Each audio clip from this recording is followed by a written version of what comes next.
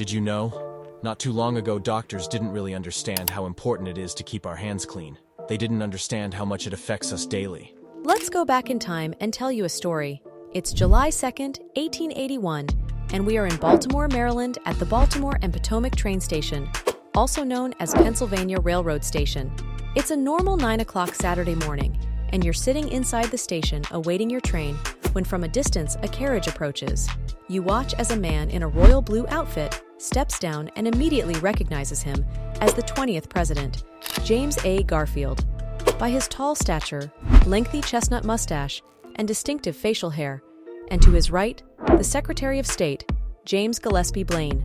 As he began to walk into the station, a man approached him, carrying a British bulldog revolver pointed towards the president. Suddenly, bang bang, and there's a ringing in your ears, and people running around in a craze. 2 shots were fired, one bullet just grazing the president's right arm, and the other hitting his lower abdomen. As confusion builds, a man shouts, "The president is shot! A doctor, please? A doctor! The president has been shot!" Charles Couteau, the mystery man with the revolver, tries to escape but gets caught by a station guard. Dr. Smith Townsend, a city health officer, on impulse, inserts his unsanitary fingers to probe the open wound. A few moments later, Dr. D.W. Bliss took charge of the case, also probing the wounds with non-sterilized equipment. Now, it's September 19th, 1881, 79 days after the incident in the train station. President Garfield died.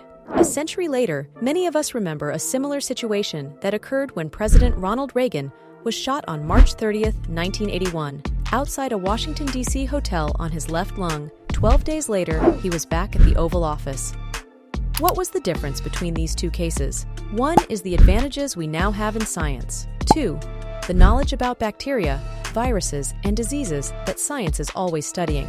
3, the knowledge we have about how cleanliness affects almost every aspect of our health. 4th, the type of products that we have access to now on a regular basis that make our homes and offices bacteria-free. So, if a health professional tells you that washing your hands is good for you, believe him, is not just for fun.